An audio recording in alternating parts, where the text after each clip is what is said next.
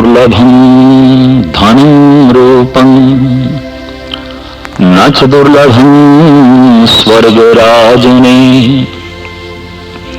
न च दुर्लभं भोजनं व्यञ्जनं न च दुर्लभं स्वच्छ अम्बरे न च दुर्लभं सुत मित्र भ्रात बांधव न च दुर्लभं वनिता विलासे न च दुर्लभं विद्या प्रवीणं न च दुर्लभं चतुर्चंचल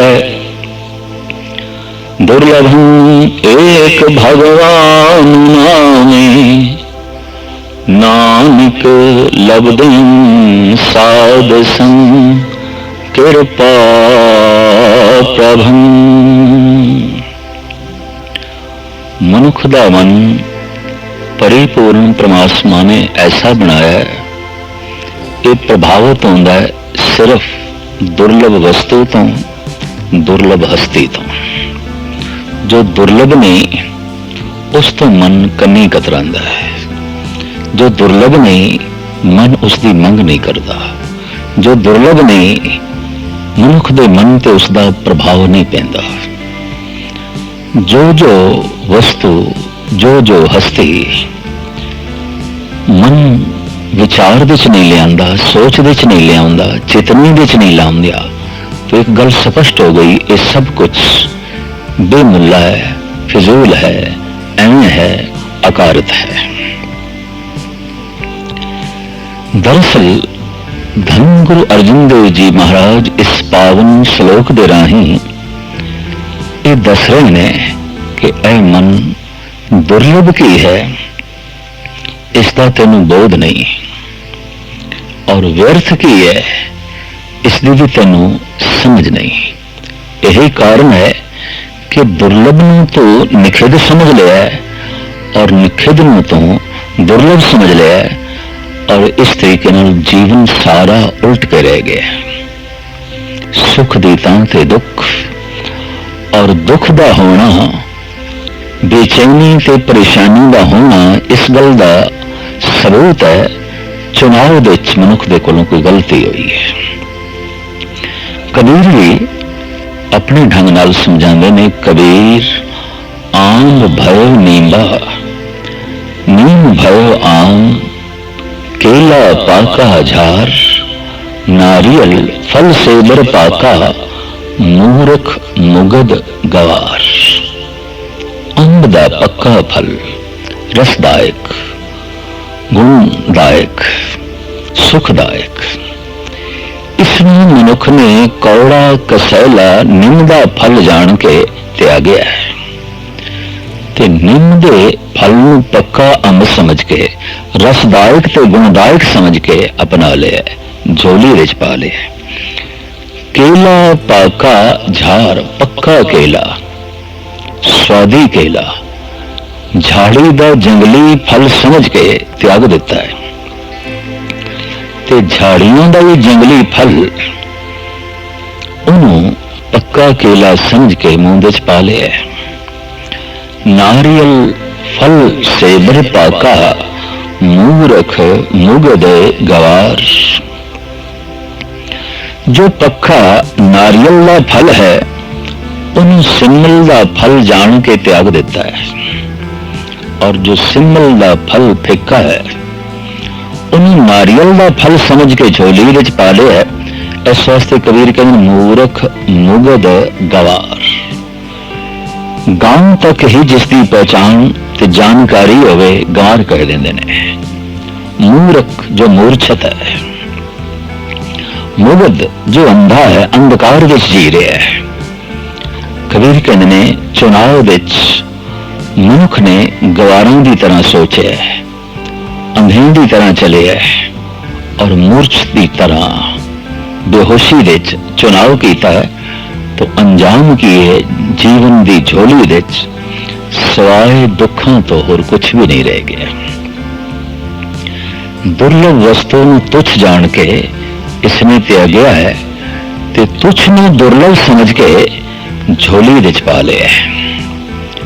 तो सवाल पैदा होता है दुर्लभ की है, क्योंकि जो दुर्लभ वस्तु है अज मनुख को नहीं दिखाई देती, और मनुख जिन्हों जिन्हों के पिछे दौड़ रहा है, जीवन भर दौड़ रहा है और पीढ़ी दर पीढ़ी दौड़ रहा है। ये दौड़ जिस मंजिल ते पहुंचाती है और ये दौड़ जिस लिए है, गुरबाणी उसनूं दुर्लभ नहीं मनती। इस पावन पवित्र श्लोक विच धन गुरु अर्जन देव जी महाराज पहली पंक्तियां च दसणगे किहड़ियां तुच्छ चीज़ां नूं मनुख ने महान मन लिया। यह गल वखरी है, तुच्छ तो मुराद जिन्हां दी लोड़ बहुत थोड़ी है, जिन्हां दी हस्ती बहुत छोटी है। जैसे जिहड़ा काम तलवार कर सकती है वो सूई नहीं कर सकती, और जो कम सूई कर सकती है वो तलवार नहीं कर सकती। ये गल वखरी है कि सूई लघु है, बहुत छोटी है, बहुत छोटी है। कई दफा तो नजरों तो भी ओझल है, और कई दफा गुम हो जाए तो लभना भी बड़ा औखा है। तुच्छ है, छोटी है, पर किसी कपड़े नूं सीना है तो तलवार नाल नहीं सीता जा सकता, वो तो सूई नाल ही सी सकांगे। ये गल वखरी है कि तलवार के सामने बहुत छोटी है, बहुत छोटी है, बहुत छोटी है, पर किसी छोटी चीज नूं महान समझ लेना और किसी महान वस्तु नूं तुच्छ समझ लेना, इहदे नाल ही मनुख दा सारा जीवन उल्टा हो जाता है। जिवें अंधकार नूं रोशनी समझ लेना ते रोशनी नूं अंधकार समझ लेना, खिड़े हुए गुलाब दे फुल्लां दी महक नूं दुर्गंध समझ के त्याग देना और दुर्गंध नूं सुगंधी समझ लेना। ऐसा होया है मनुख दे जीवन विच, ऐसा होया है, ऐसा हो रहा है, और मनुख जिस दे पिछे दौड़ रहा है दुर्गंध नूं सुगंध जान के ही दौड़ रहा है, अंधकार नूं ही प्रकाश जान के दौड़ रहा है, और जब पहुंचता है, प्राप्त होता है, तो अंधकार ही झोली विच आउंदा है, दुर्गंधी ही प्राप्त होती है, सुगंध नहीं। तो ऐसा की है जिसनूं इसने दुर्लभ समझा है, जो वास्तविक दुर्लभ नहीं है, तो मनुख ने उसनूं झोली विच पा लिया है। धन गुरु अर्जन देव जी महाराज इंज गिनती करते हैं, नच दुर्लभं धनं रूपं, नच दुर्लभं स्वर्ग राजने। पहली पंक्तियों में तीन वस्तुओं का जिक्र किया है, धन, जोबन ते प्रभुता, राजनीति। मनुख दौड़ रहा है, भज रहा है, खूब दौड़ रहा है, खूब भज रहा है, और पीढ़ी दर पीढ़ी भज रहा है। किस लिए भज रहा है, दौड़ रहा है? इसकी मंजिल की है?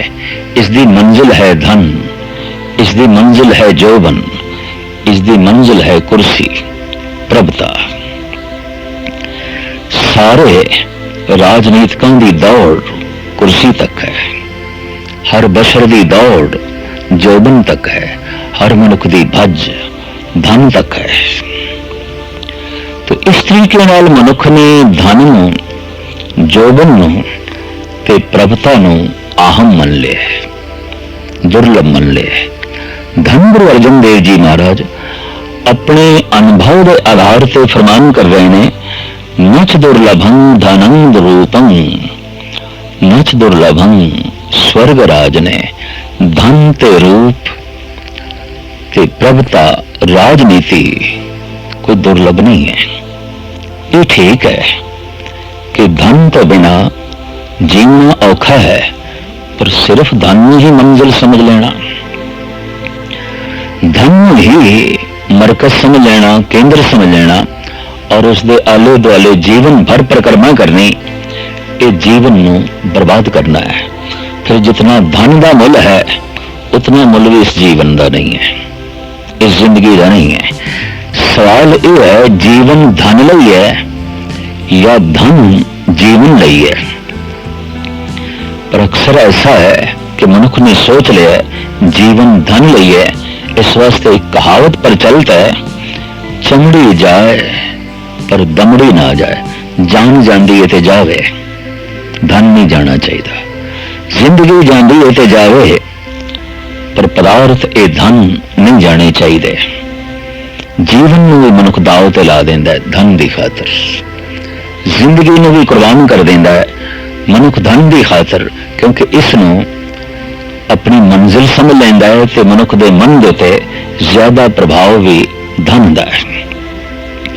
असीं देखते हैं कि आम समुचे जगत विच किसी की महिमा है तो धन करके गुरबाणी भी ऐसा फरमान करती है कि वास्तविक जिहड़ी वडियाई है ये मनुख दी नहीं, ये कोई ना वड़ा माया वडियाई, कोई वड्डा नहीं है। ये तो माया करके धन करके सारे उसनों वड्डा वड्डा कह रहे ने, आदर दे रहे ने, सन्मान दे रहे ने। भगत कबीर भी कहते ने, निर्धन आदर को न दे, लाख जतन करे उचित न धरे। निर्धन दा हर महफिल दे तिस्कार है, सत्कार नहीं। जो निर्धन सरधन के जाए, वास्तविक ऐसा है। अगर किधरे धनवान निर्धन के घर आवे, निर्धन आदर सत्कार नाल उसनू जो है बिठांदा है। जो सरधन निर्धन के जाए, दिया आदर लिया बुलाए, पर जो निर्धन सरधन के जाए, आगे बैठा पीठ फिराए। उसे पिठ करके बैठ जाता है, उसे गलबात भी करने को तैयार नहीं। क्यों? इसकी जेब दे चार कौड़ियां नहीं ने, ये धनवान नहीं है। तो अक्सर जगत विच देखांगे सत्कार धन का है, प्रभुता का है, जोबन का है, मनुखता का कोई सत्कार नहीं, मनुख का कोई मान नहीं। अगर कोई मनुख किसी मनुख का सम्मान कर रहा है, दरअसल भुलेखा है, किसी भी मनुख का सम्मान नहीं है, ये धन का सम्मान हो रहा है, जोबन का सम्मान हो रहा है, प्रभुता का सम्मान हो रहा है। भगत कबीर कहते ने, निर्धन सरधन दोनों भाई, प्रभु की कला न मिटी जाई। और आप अपने अनुभव के आधार से कहने, कहो कबीर निर्धन है सोई, जाके हृदय नाम न होई। वास्तविक उसनु निर्धन गिन लो जिसके अंदर परमात्मा का नाम नहीं है। धनवान सिर्फ इस दुनिया में सम्मान पाते ने, पर जिन्हों के अंदर धर्म है, नाम की दौलत है, उते भगवान की महफिल के सम्मान पाते ने, सत्कार पाते ने। अमर धन प्रभु का नाम है, पर मनुख ने धन इतना दुर्लभ समझ लिया है, ये धन की खातर जीवन त्याग सकता है, ये धन की खातर धर्म त्याग सकता है, ये धन की खातर किसी हद तक अपना ईमान, अपनी अणख को त्याग सकता है। और धन की खातर हो सकता है अपनी इज्जत भी बेच देवे, असमत भी बेच देवे। संसार विच ऐसा है, धन का ऐसा प्रभाव है कि मनुख की सारी भज दौड़ का मरकज धन बन गया है। किसी जमाने साडे देश विच मनुख की भज दौड़ का मरकज धर्म सी, तो उन्होंने दिनों ऋषि पैदा हो रहे सन, मुनि पैदा हो रहे सन, संत पैदा हो रहे सन, भगत पैदा हो रहे सन, जोगी पैदा हो रहे सन, त्यागी पैदा हो रहे सन, वैरागी पैदा हो रहे सन। आज जिंदगी का लक्ष्य बदल गया है। आज धर्म दुर्लभ नहीं है, धन दुर्लभ है, तो सिर्फ धनवान पैदा हो रहे हैं। कोई ऋषि नहीं पैदा हो रहे, कोई जोगी जंगम नहीं पैदा हो रहे, कोई संत नहीं पैदा हो रहा है। एक दौर इस देश में ऐसा लंघे है कि गली गली दे साधु, हर घर सत्संग का अखाड़ा, हर घर विच ऋषि, हर घर विच मुनि। अज ऐसा नहीं, अज ते घर विच सिर्फ धन है, बाकी कुछ नहीं। और जिन्हों को नहीं, उन्होंने भज दौड़ भी धन की खातर है।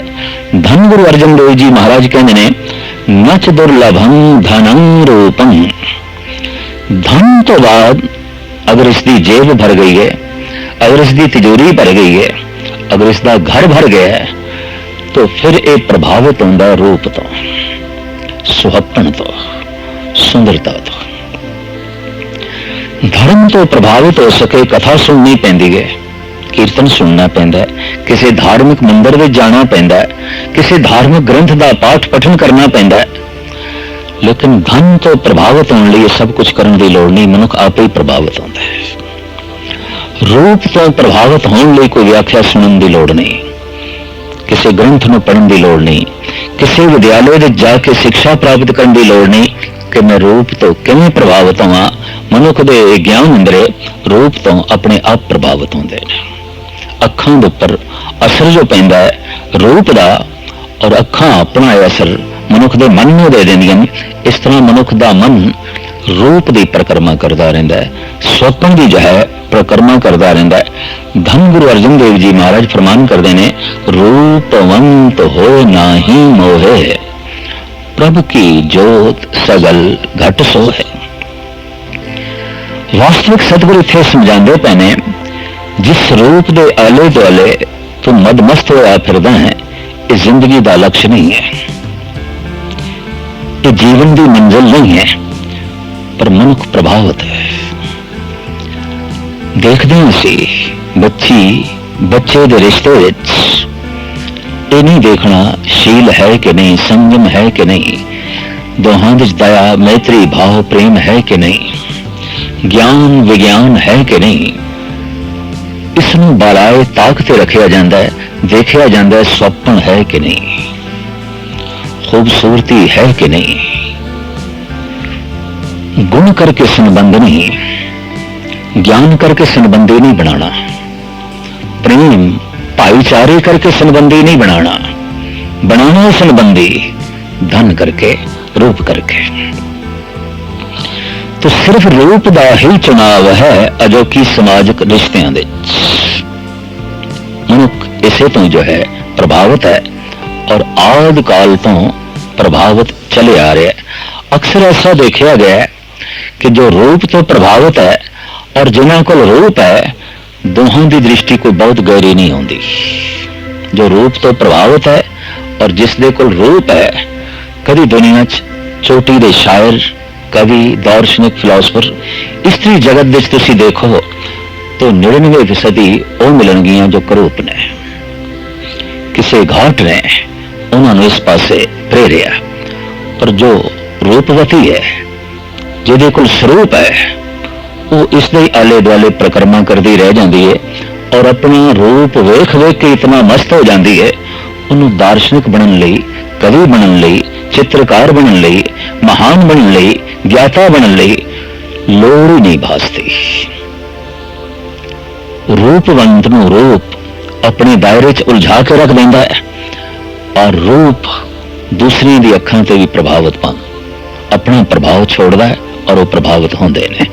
धन गुरु अर्जन देव जी महाराज कहते हैं, रूप भी कोई दुर्लभ चीज नहीं है। स्वप्न जीवन की लोड़ हो सकती है, जीवन का लक्ष्य नहीं। जिंदगी का पड़ाव हो सकता है, जिंदगी की मंजिल नहीं। नच दुर्लभं धनम रूपं नच दुर्लभं स्वर्ग राजने। धन ते रूप तो बाद मनुख प्रभावित है राजनीति तो। सारी दुनिया विच इस दौर विच राजनीति का इतना प्रभाव है, मनुख पढ़ रहे अखबार सिर्फ राजनीतिक लोगों दी चालां नूं, उन्हां दी जीवन कथावां नूं। जिथे भी कोई चर्चा चल रही है, बहस मुबासा चल रहा है सारी दुनिया विच, 90% सारी चर्चा आपसी राजनीति ते आधारित है। क्योंकि मनुख इसे तो प्रभावित है। गलबात चलेगी धन की, गलबात चलेगी रूप की, गलबात चलेगी राजनीति की। चर्चा का विषय की होगा राजनीति, धन ते रूप, मानो यही सब कुछ है, इस तो बिना होर कुछ नहीं। अखबारों की छाई होगी राजनीति, विचारों की छाई होगी राजनीति, गलबात का मुद्दा होगा धन ते रूप, तो फिर कुदरती गल है ये पूजनीक बन जाएंगे, ये दुर्लभ हो जाएंगे। तो धनवान नहीं पूजया जा रहा, धन पूजया जा रहा है। रूपवान नहीं पूजया जा रहा, रूप पूजिया जा रहा है। राजनीतिक नहीं पूजिया जा रहा, राजनीति पूजी जा रही है। कि जो राजनीति पूज हो गई, धन पूज हो गया, रूप पूज हो गया, तो परमात्मा जो वो आरोप है, जो परम है, वो तो पूज रहेगा नहीं। तो अजोकी दुनिया मनुख की नजरों में परमात्मा कोई पूज नहीं रह गया, ईश्वर कोई पूज नहीं रह गया। जबकि गुरबाणी कहती है ये धन ते रूप ते प्रभता ये तो परमात्मा की छाया है। महामाई ताकि है छाया, मनुख छाया तो ही प्रभावित है, जिसलिए छाया है उस तो प्रभावित नहीं है, उसके आले दुआले ये परिक्रमा नहीं कर रहा। धन गुरु अर्जुन देव जी महाराज कहते ने, ऐ मनुख सुचेत हो, सावधान हो, नच दुर्लभं धनम रूपं नच दुर्लभं स्वर्ग राजने। एक उर्दू का शायर तो इत्थे तक कहता है, खुदा ने हुसन नादानों को बख्शा, जर जलीलों को, अकलमंदों को रोटी खुश और हलवा बखीलों को। मनुख ऐसा है, साहब कहते ने कि बेवकूफ लोग ही खूबसूरत दिखाई देते हैं और बेवकूफ लोग ही, जलील लोग ही बहुत बड़े जरदार दिखाई देते हैं। धन जड़ है तो धन का पुजारी जड़ हो जाएगा।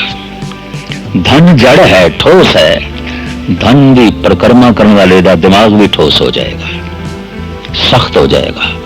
और यही कारण है कि जो धन की परिक्रमा करता पे एक दिन शून्य हो जाएगा, एक दिन इतना ठोस हो जाएगा, शायद पत्थर भी इतना सख्त ना होवे जितना वो सख्त होवेगा। और देखते हैं इस तरह के जुल्म उन्होंने लोगों ने ढाए जिन्हों के दिमाग ठोस हो गए। तो ठोस किन्हों के दिमाग हो गए?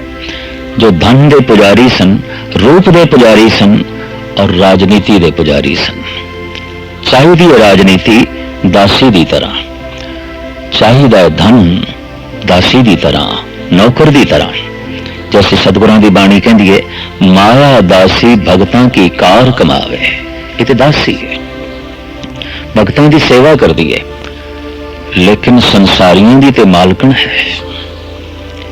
ये तो उन्होंने साहिब बन जाती है, मालक बन जाती है। ये तीन रूप भगत कबीर ने बड़े सोहने बयान किए ने। स्वागन है अत सुंदरी, पग नेवर छनक छन हरी। सुहागन किरपन की पोती, सेवक तज जगत सिंह सोती। सुहागन माया नू आखे, धन नू आखे, और माया नू धन नू सदा सुहागन आखे। रंडी कदी नहीं आउंदी। क्यों? खसम मरे तो नार न रोवे, उस रखवारो और ही होवे। धन का मालिक मर जाए तो उस माया का रखवाला उस वक्त पैदा हो जाता है, जिस वक्त जरा मरे है उस वक्त दूजा रखवाला हो गया। ये रंडी नहीं होंदी, माया रंडी नहीं होंदी, बेवा नहीं होंदी। बकौले भगत कबीर, खसम मरे तो नार न रोवे। मालिक मर जाए, खसम मर जाए, नारी नहीं रोंदी, ये स्त्री नहीं रोंदी। क्यों? उस रखवारो और ही होवे, उदा रखवाला उस वक्त पैदा हो जाता है। पुत्र पैदा हो जाता है, पोतरा रखवाला हो गया, भरा रखवाला हो गया, मां बाप रखवाले हो गए ने, कोई भी नहीं कि सरकार हुकूमत रखवाली है। धन कभी बेआसरा नहीं होता, माया कभी बेवा नहीं होती। इस वास्ते विद्वानों ने कहा है ये सदा सुहागन है, कोई ना कोई इसका रखवाला हो जाता है, कोई ना कोई इसकी परिक्रमा करता ही रहता है। ये खाली नहीं, सुहागन है अत सुंदरी। भगत कबीर कहते ने ये संसारियों लिए अति सुंदर है, बहुत सुंदर है। और संसारी मनुखों की परिक्रमा इसी सुंदरी के आले दुआले। इस सुंदरी के अगों कबीर तीन रूप पेश करते हैं। सुहागन किरपन की पोती, ये जो सदा सुहागन है ये शूं बंदे की धी है, इन्हें छुपा के रखता है। जैसे प्राचीन समाज ते अजोका कुछ थोड़ा जिहा समाज जवान बच्ची नूं पर्दे च रखते हैं, छुपा के रखते हैं। हिफाजत जो है रखते हैं ताकि इसकी इज्जत बरकरार रहे और इसका असी कोई घर ढंग नाल लभ सकीए। छुपा के रखता है, शूम हमेशा धन नूं छुपा के रखता है, अपने बच्चियां तो भी, मां बाप तो, भरा तो, कई दफा पत्नी तो भी। और गुरबाणी ऐसा कहती सब कुछ तो छुपा के रखता है। क्यों? ये उसकी बच्ची है, ये केवल उसकी पुत्री है। ऐसा एक प्रत्यक्ष रूपी मेरे देखने विच आया किसी घराने विच एक पत्नी ने सवाल कह दिता मैनू कि मेरे इस सरताज पति का सुभाव सारियां नाल चंगा है, बर्ताव सारियां नाल चंगा है, लेकिन अपने परिवार नाल चंगा नहीं, बच्चियां नाल चंगा नहीं, मेरे नाल चंगा नहीं। एकांत विच मैं पूछा ऐसा क्यों? थोड़ा बर्ताव हर एक नाल चंगा है। मैनू कहने लगे ज्ञानी जी साड़ी राजनीति है, थोड़े जिहा घर दे खुल जाइए तो बच्चे लंबी चौड़ी लिस्ट पेश कर देंगे ने, ऐ चाहिदा है, ऐ चाहिदा है, ओ चाहिदा है। ते पत्नी भी लंबी चौड़ी लिस्ट पेश कर देंदी है। मैं खून पसीना एक करके धन कमाया है तो इन्होंने हवाले कर दिया। इस वास्ते मैं आकड़ के रहना, चिड़ के रहना, दबाव बनाई रखना ताकि सारे डरे रहन ते दूर रहन। दरअसल वाकई सियाणा मनुख चाहता है मेरी बच्ची छुपी रहे, एक पासे रहे, जने खणी की निगाह के थले ना होवे। सूम मनुख धन नूं अपनी बच्चियों तो भी बचा के रखेगा, अपनी पत्नी तो भी ओझल रखेगा, अपने मां बाप तो भी ओझल रखेगा और धन की खातर मां बाप कुर्बान कर देगा, और धन की खातर बच्चियों भी कुर्बान कर देगा, और धन की खातर वो पत्नी के रिश्ते भी दराड़ खड़ी कर देगा। क्योंकि दुर्लभ धन है, दुर्लभ पत्नी नहीं है, दुर्लभ धन है, दुर्लभ बच्चे नहीं ने, दुर्लभ धन है, दुर्लभ मां बाप नहीं ने, दुर्लभ धन है, दुर्लभ परमात्मा नहीं है। शूम बंदा भगत ते हो ही नहीं सकता, क्योंकि शूम मनुख का दायरा बहुत तंग हो जाता है जब भगत का हिरदा बहुत विशाल होता है। या भगति उदों ही प्राप्त होती है जब किसी का हिरदा बहुत विशाल हो जाए, बहुत खुला हो जाए, सारा संसार उसनों अपना दिखाई देवे, पर शूम मनुख नूं ते अपने भी अपने नहीं दिखाई देंदे, अपने भी बेगाने दिखाई देंदे ने। सुहागन किरपन की पोती, सेवक तज जगत स्यों सोती। जगत भी ये स्त्री है, इस तो रस लेंदे ने, इसनों वरतदे ने। किरपन दी शूम दी ये धी है, पर जो परमात्मा का सेवक है ये उसकी सेवक है, ये उसकी नौकरानी है, ये उसकी दासी है।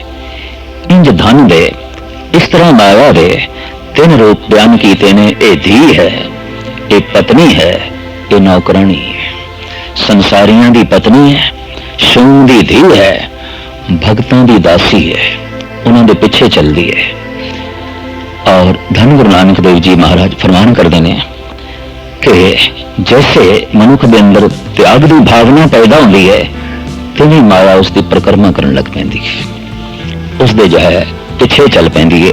एक उर्दू के शायर का भी कहना है, भागती फिरती थी दुनिया जब तलब करते थे हम, अब जो नफरत हमने की वो बेकरार आने को है। कहो नानक जो त्याग दई तब ओ सरनी आए भई।